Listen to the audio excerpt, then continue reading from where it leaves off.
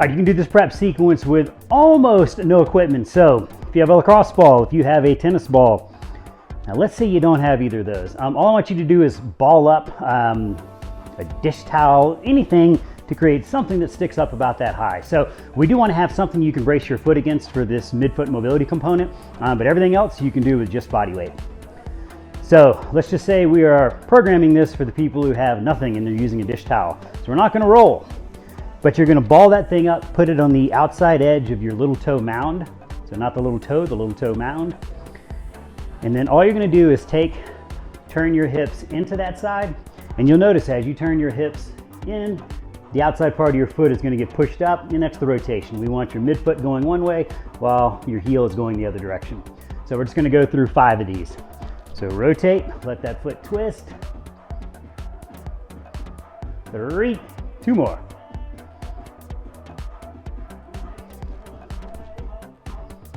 And same thing on the other side, 5 times. All right, rotate the hips in.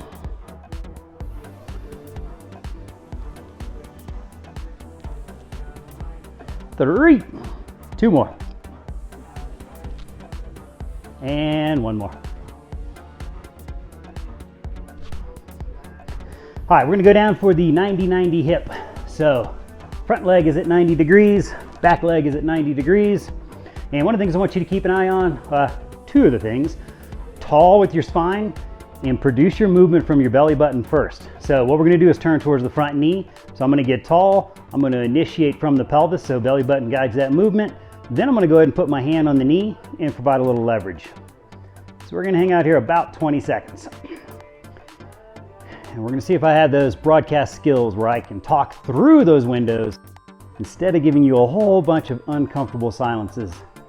Now, what I may have done is used all of that just now. All right, turn in the other direction. So remember, get tall first, initiate that movement from your belly button. I'm gonna go a hand on each foot. That's where my leverage is gonna come from, and turn to the back leg. 20 seconds. So this is typically one you're not gonna feel anything crazy going on. The first one, you should have felt the back leg hip flexor, and then we're about to go into the pigeon position, and that's when you should really feel that hip. All right, so if we draw a line from your knee to your hip and extend that line going straight out, that's the line I want you to reach as far as you can possibly reach along. So what you're gonna get is the glute of the down leg, but it's gonna wrap up and across to get the lat of the reaching arm. So when we look at this, we're not just stretching out body parts, we're stretching out some of these patterns or slings or loops or trains or chains, just depends on who coined the term. So we can think of this as kind of the oblique pelvic sling posterior. So from my left glute up across sacrum to the right lat. And then come on out. So we have that backside sling, a front side sling, we've got lateral slings, anterior slings. So we're always gonna think in terms of the collection and the movement versus individual parts. All right, tall, initiate from the belly button, turning towards the front leg, and now grab the knee for a little leverage.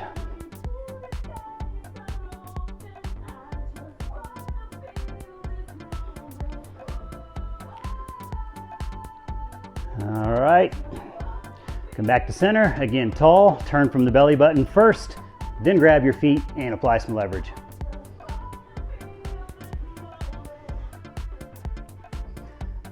And you can be sure that since we're all in lockdown of one version or another, I will be wearing a hat in every one of these videos.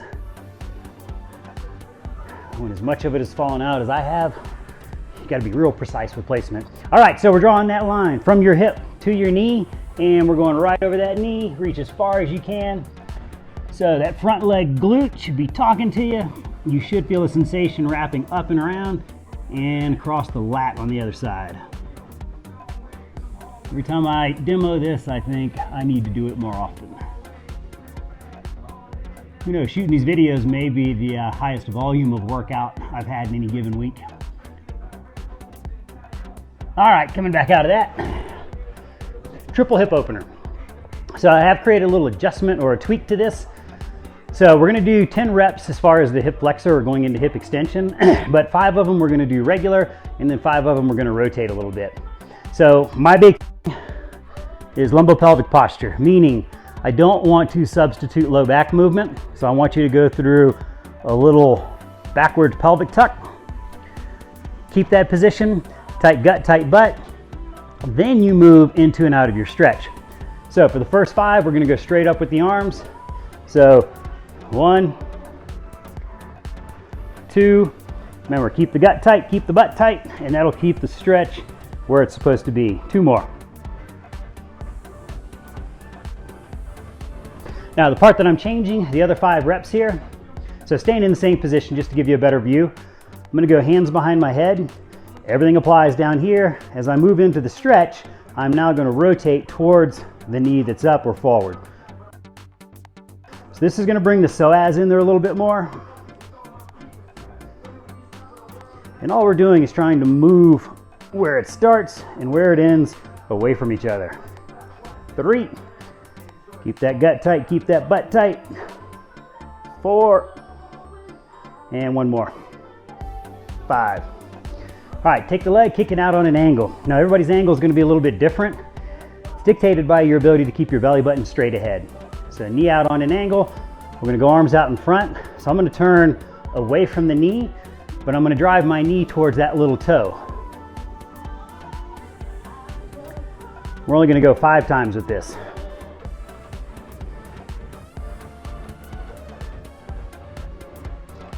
One more. All right, find a nice wide knee position, as much width as you can get.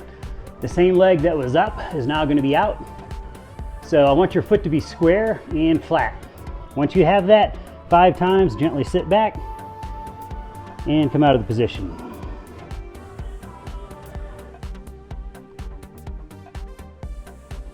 Three, 2 more. And last one. All right, swap sides. So we now know not to dump it through the low back, so I'm just gonna face you. So pelvic tilt, tight gut, tight butt, 5 times straight ahead. And as the song comes on, I'm tempted to jump up and do my Les Grossman dance. I hope we have some Tropic Thunder fans. 2 more. 1 more. However, I embarrassed myself enough, so I think I will save you and myself. Now we're gonna go with the rotation. So same idea, tight gut, tight butt. Move into your stretch and rotate towards the up leg. 2, 3, 2 more. And last one. All right, take that leg out on an angle. Remember, hips or belly button straight ahead the whole time. Your knee has to angle to the little toe. As long as both of those are in check, we're gonna rotate away from the leg and drive the knee towards the little toe. 5 times.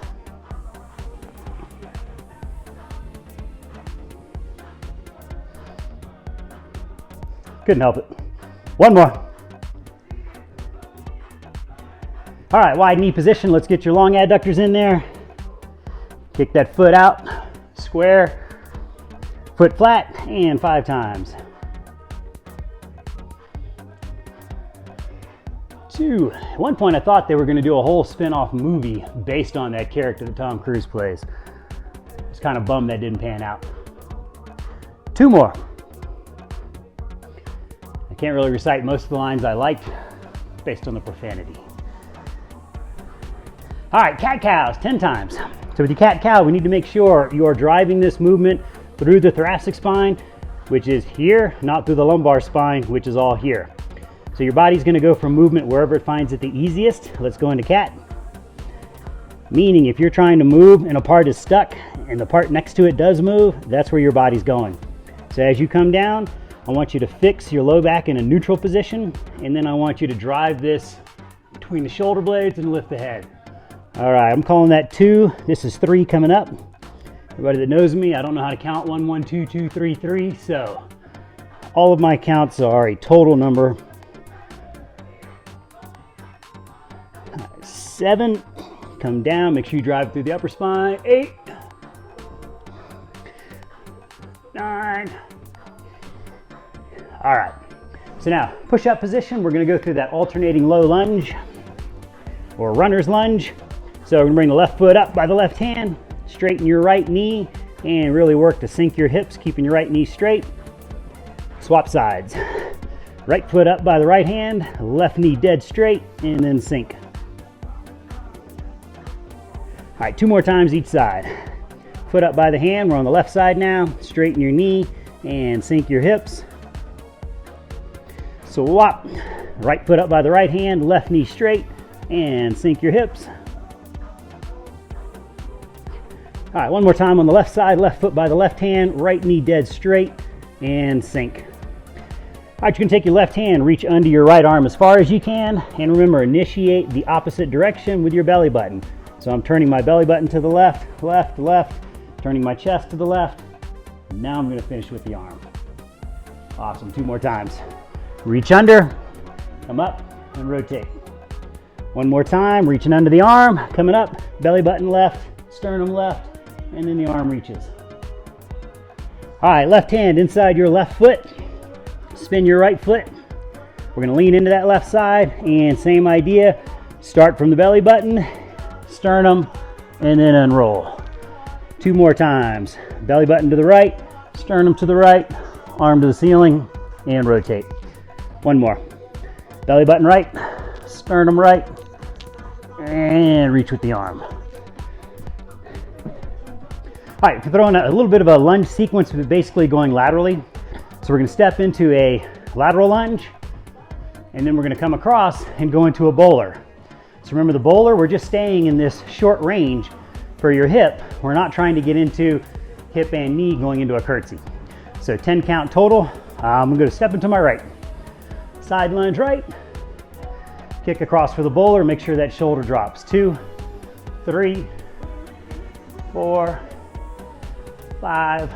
Remember, this is a mobility component, so find that range. One more bowler, and the other side. So left leg, stepping into a side lunge, and then bowler. You'll know because you'll feel that hip kicking in right there.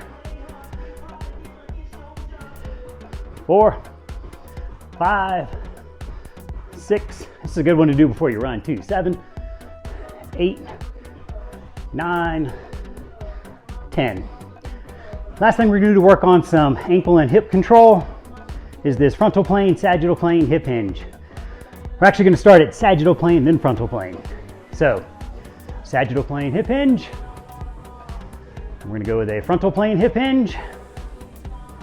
And in the other direction, frontal plane, hip hinge. So the idea with all of these, I don't want that foot to touch. Let's get your ankle and your hip managing this whole process. So we're going to go 2 more times around. So make sure you shift onto your heel, but maintain tripod weight distribution. So my big toe is in contact, weight's in my heel, I can feel my glute loaded, my calf is not on fire. Tilting to the side, we're pivoting on the stationary hip joint. So this leg is going along for the ride. Don't wing it out there, tilt. And then the same bowler you were just doing, but no balance this time. One more time, hips behind the ankle, forward hinge, come back up, tilt to the side, and tilt the other side. All right, 3 rotations on the other side. I always like to really ground to my foot. So 3 points of contact, heel, big toe mound, little toe mound. Find them all. As I go through my hip hinge, when I go through the sagittal position, hip gets behind my ankle, big toe is still in contact, weight's on the heel, calf is nice and happy. Come up, tilt sideways, so that leg goes up, and then come back down and bowler heading the other way. 2 more rotations. Sagittal plane, frontal plane with the tilt, and frontal plane with the tilt. Remember, try to stay on one foot the whole time. Force that leg to manage this whole process. So we mobilized it. Now we're trying to teach it what it's supposed to do and give you something to react to. All right, you should be prepped now to go into your workout.